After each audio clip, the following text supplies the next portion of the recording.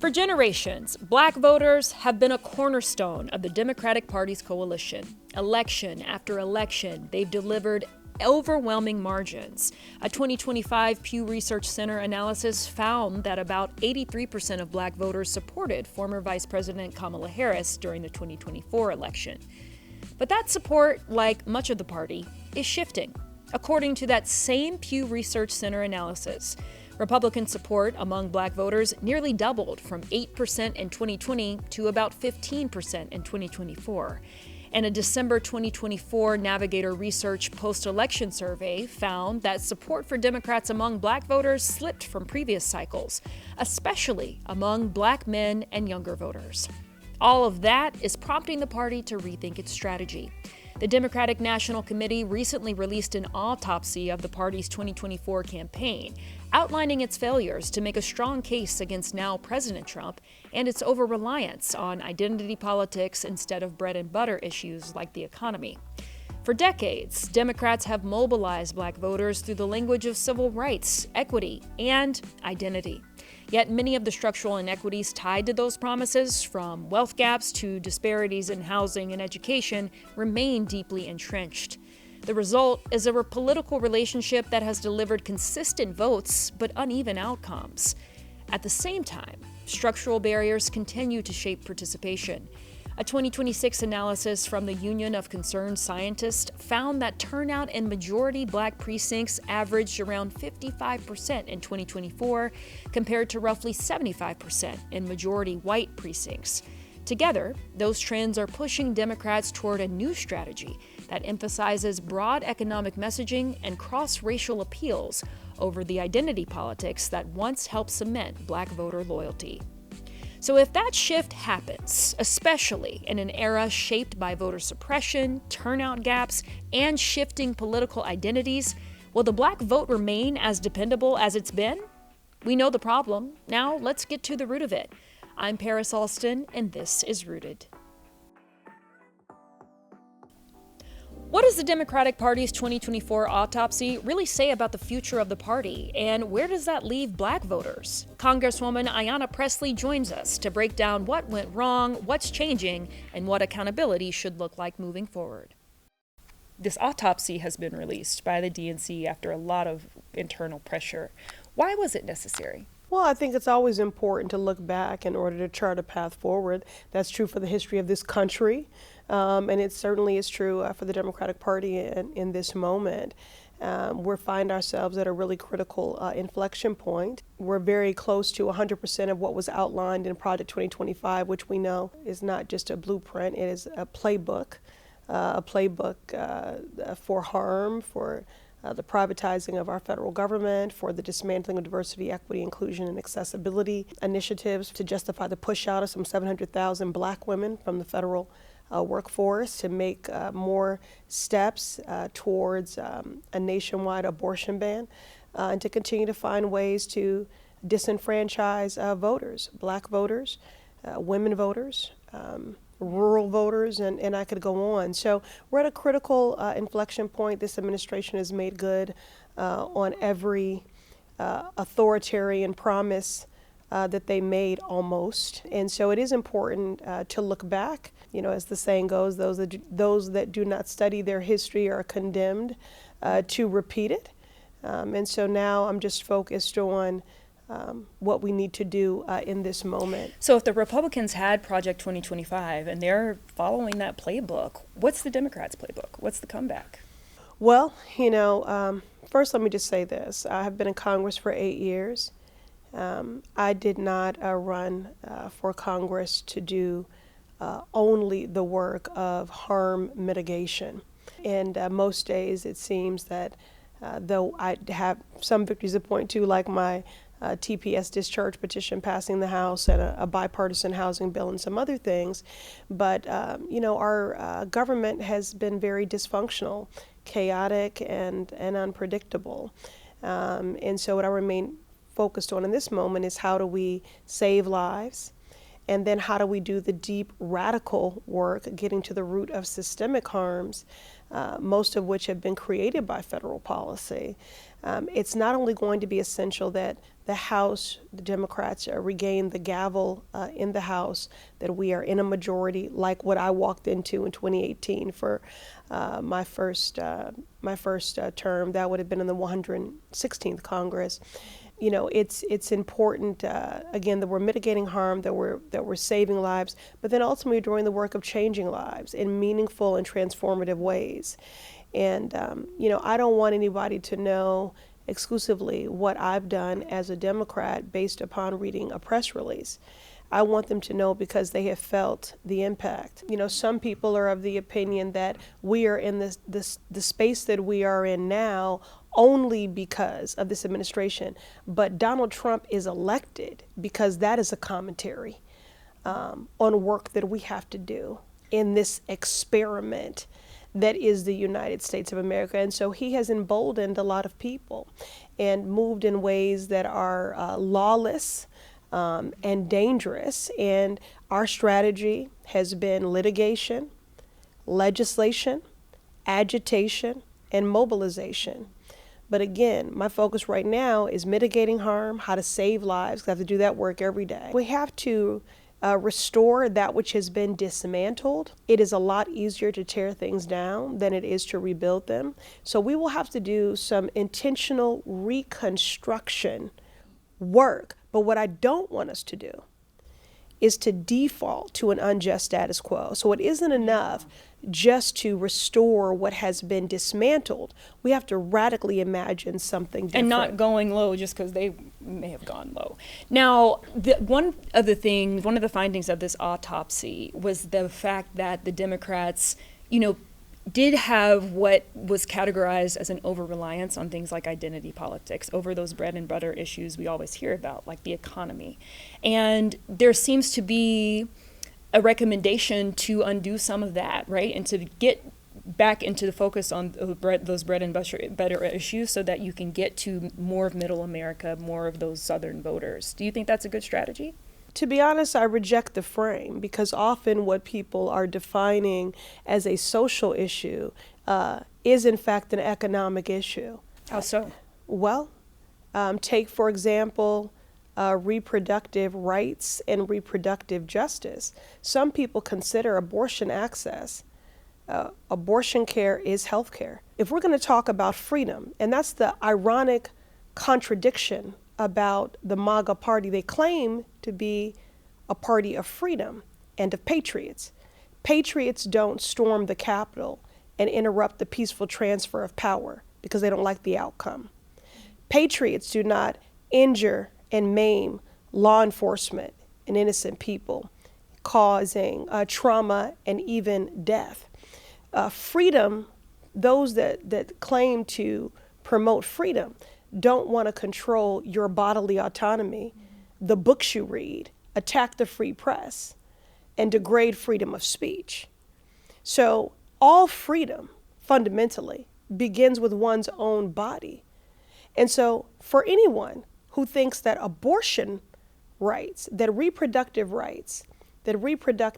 justice, reproductive health, women's health, is a social issue, they are sorely mistaken. How do you convince non-birthing body people of that, But listen, determining if, when, and how to grow a family is an economic issue in a country that does not have universal child care or paid leave. But so many of these policies are being pushed and championed by people who are not birthing, right? And therein lies the fallacy. But is there some convincing of those people, just like on so many social issues, whether it be LGBTQ plus rights or racial equity, people who don't fit into those identity constructions? How do you get them on board with this greater plan? Paris, let me say this, the majority of people in this country are already on board. That is proven by the fact that whenever abortion rights and access has been on states' ballots, in red states and blue states, it has won decisively. So I don't need to persuade or convince anyone. What my party has to do and what people in positions of authority need to do is listen to the people. because the majority of the people in this country are very upset that Roe was overturned. They are not happy with the Dobbs decision, and increasingly are very unhappy with many of the decisions coming out of the Supreme Court and the decisions that are being made by Trump's justices, because that's exactly what they are. But that's what they voted for, some of them. Well, let's just say this. First of all, a lot of people stayed home. People stayed home. We, as a party, we're fighting hard to lower cost. But there were bigger issues that were left on the table, like in that Build Back Better legislation, home and community-based services for the disabled and the elderly, universal child care, paid leave. So people were not feeling the impact. They were feeling some economic pain in experiencing higher prices at the grocery store. And that was to be expected on the heels of all that we had experienced as a country with a global pandemic. And so we were in a period of economic recovery. And so people were impatient and hurting. There was also, because of this massive communications ecosystem that the MAGA party has funded, there was so much malinformation, misinformation, disinformation, and my party had not built an infrastructure to compete with that ecosystem that had been built. So people were impatient for this economic recovery. And I also have to say this as a party, it is very important that we not talk people out of their experience. So people are saying we are experiencing hurt, and you can't respond to them with slide decks and talking points to try to talk them out of what they're experiencing. It even, so those are the lessons for me. Let me just say this. I didn't need an autopsy report by anybody.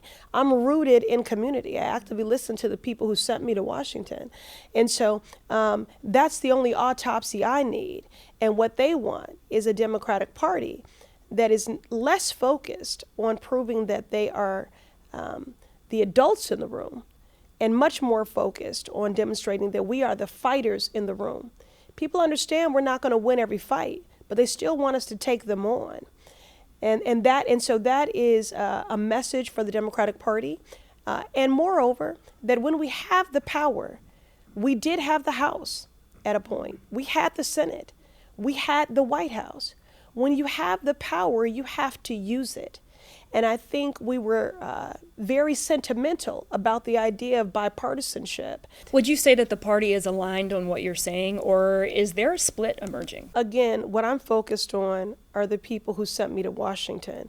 And the majority of the people that I meet with and actively listen to and learn from in community, they are just feeling that they are screaming into a void, a black void. They are struggling. Economic hardship is real, and they wonder if anybody's listening and if anyone is going to do a damn thing about it. But you're listening, right? Like continuously, you prove that you show up. But I need the legislative tools. We need to be back in the majority. Are your colleagues supporting that? Your Democratic I can only colleagues? speak for myself, okay? But I do think... Do you feel supported within your party? I feel that I'm very humbled to earn the trust, partnership, and confidence of the people who sent me to Washington, and that's what matters most to me. You know, when I first was elected to public office, I used to say I wanted to be a voice for the voiceless. As I matured, I realized that no person is voiceless. What they are is unheard.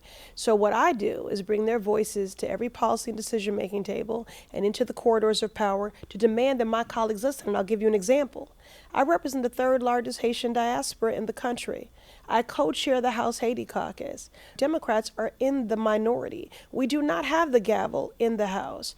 I introduced a discharge petition, which increasingly so, that has been our only tool to move legislation because of the polarization and the dysfunction in Congress right now. So a discharge petition is a petition whereby once you hit 218 signatures on it, you can force a vote. And we have used that for the discharge for the Epstein survivors. We have used it to affirm the need to extend the Affordable Care Act. And I introduced this discharge petition. No one thought that we would be successful because I had to go across the aisle and recruit Republicans to join as a part of this national coalition. And I made the case to them. For some, it was about they want to do trade. They want to see trade in Haiti.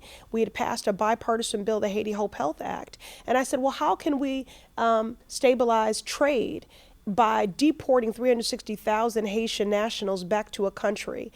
And they agreed. And then for others, I said, you represent large Haitian constituencies. This is about your own political survival. Yeah, especially when you think about a place like Miami. Exactly. New York, Florida, Ohio. And then for others, the argument was about the contributions to our workforce and our labor market. So you were able to get that support across the aisle. I got it done. But still some questions about the support within the party. Now, I do want to talk about something that was a huge topic during the 2024 election and continues to be as we see how things are unfolding on the international stage, the crisis in Gaza. And I'm curious how much you think that affected or cost Democrats in the 2024 election, and what's the strategy going forward? Again, I can only speak for myself, Paris, because I'm not, at the DNC, and what I'm focused on is listening to those who sent me to Washington and then amplifying their voices. I have been at a number of strategic tables offering, my counsel and insight. I do think that was one of many things that was deeply consequential. But we also have to put into context that this was a campaign that was 107 days. I think something like 78 million votes were earned. Which is, an incredible achievement. There were a lot of built-in, deficits given that short runway. But even to make after the case, to distinguish. Could the party have been doing more, and could it be doing more now to let people know where it stands on that issue? Let me say, I rejected from the beginning the Biden policies that were contributing to and creating a genocide. And, again, the Overton window was shifting as more and more people were dismayed, devastated, ashamed that their taxpayer dollars were going to rain down bombs on children. And so, yes, of course, that was deeply consequential, and there were political consequences, but what matters most is that there was loss of life and devastation. Yeah, and I mean, so much of what you're talking about also comes down to accountability, which can happen on the party level. And there's been a lot of questions about funding, right, for campaigns across the board, especially as they relate to who may be connected to what overseas entity. And I know that one of the top fundraising platforms for Democrats is Act Blue, and it's come under scrutiny for alleged illicit funds from overseas entities. Is there a way to ensure that they're not associated with AIPAC, which has also drawn some criticism because of some of the Democrats who get some funding from there? Yeah, I think that there's a movement afoot, again, by the people, our neighbors, voters, to not have influence in that way. It's why there's efforts to legislatively that I support to abolish super PACs, to address dark money, and to address the influence from everything from AIPAC to the NRA. If you care about the prevalence of guns and gun violence in this country and that people are less safe in classrooms, at faith houses, and in communities, then you should want to abolish super PACs. If you care about being anti-genocide and you want to promote peace and diplomacy, then you should care about the influence. Do you think if the party took a stronger, more vocal stance on that specific thing, that it could shift voters? I think whenever the party reflects the sentiment and the conscience of the electorate, we are more successful. The point is to meet people where they are, to listen to them, to not talk them out of their experiences, to more effectively message our victories and what we have done. And then I think we can not only invest in formal party infrastructure. The path to victory for Democrats is not just to invest in the Democratic Party. It has been proven time and again that when we make those investments in community-based organizations that are trusted voices, that are closest to the people, and that we do that work, that engagement and that investment year-round, and not just in an election cycle, that is how we grow a coalition, an intergenerational, multiracial democracy. And that is how we win. You don't only organize for an election cycle, and you don't only invest in party infrastructure. Now, you have mentioned more than once how important it is for you to be close to the people, but there are so many things, as you've mentioned, that are affecting people's everyday abilities to live. And there's also these structural issues like this recent SCOTUS decision on the Voting Rights Act that affect things that I know you are passionate about, right? And a lot of Black voters are really concerned about this and on edge about this. So how do you and how does the party continue to address issues of systemic racism as there's talk about leaning out of identity politics? First, let me just say this. We're not going to pretend that identity doesn't matter, right? I like to remind people that the seat that I'm serving in was previously held by John F. Kennedy. And when he was elected as the first Irish Catholic president, the globe celebrated. So identity does matter. It's not just something symbolic. It informs the issues that are championed and our strategies in advancing those issues effectively. So it's not something hokey. It matters. I do think that the charge of identity politics is often only projected onto women and candidates of color when everyone lifts up their identity, whether they are an iron worker, whether they were adopted, grew up in a single parent home, whether they're a caregiver, whether they're a mom. We all have multiple identities. My identity is not just as a Black woman. My identity is as a caregiver. My identity is as a survivor of sexual violence. My identity is as someone living with an autoimmune disease, right? So identity does matter. What does the Democratic Party need to do when it comes to Black voters? The Democratic Party has to not, such as this attack on voting rights, move as if that is just a problem for Black people, as if that is just a problem for Black people in the South.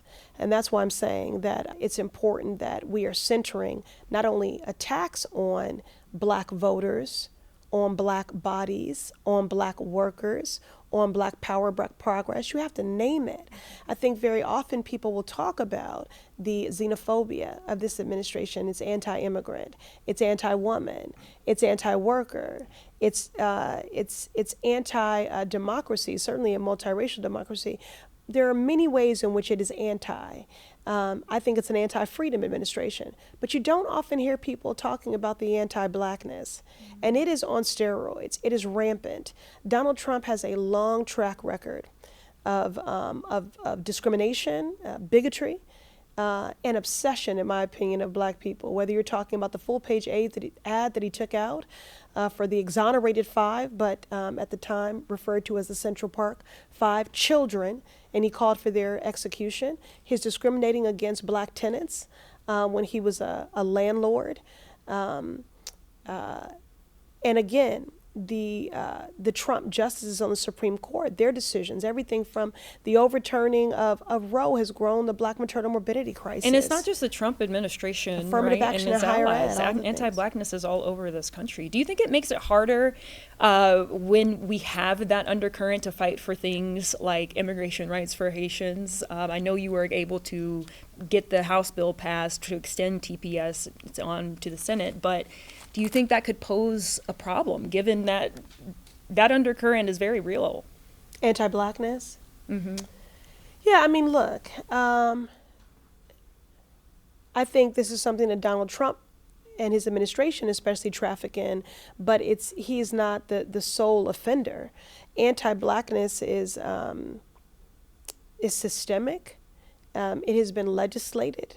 It has been codified in budgets. It's just not often named. People will say racism, but they don't say anti-Blackness. So it always exists, but I do believe in this administration it has been on steroids.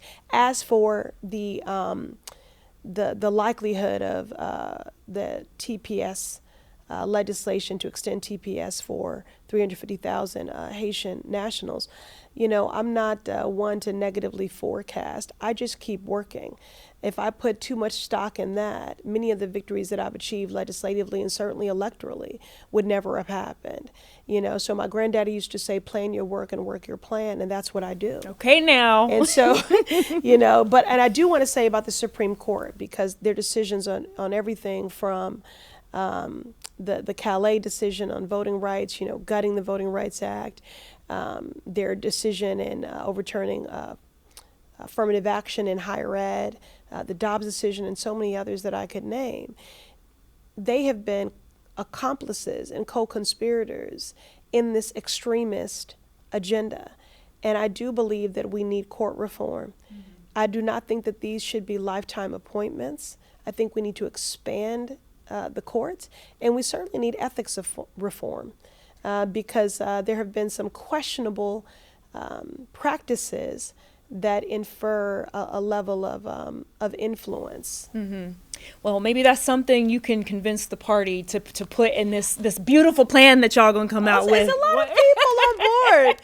There's a lot of people. Parents, you give me listen. Since I can't speak for the whole Democratic Party, just know that I'm out here, you know, doing my part, raising my voice, shaking tables when I need to, and putting my 2 cents in. You know, representing what I see and hear, not just in community in my district, because I am, you know, called into spaces to do the work of truth telling, building coalitions and justice seeking around the country. And many people are on board with court reform, including our 2 senators here in Massachusetts. Well, it's clear that the Congresswoman has a plan. Whether or not the Democratic Party gets behind it is yet to be seen. Well, that's it for this episode of Rooted. Be sure to keep up with us on our social channels. And until next time, stay engaged, stay active, and as always, stay tuned.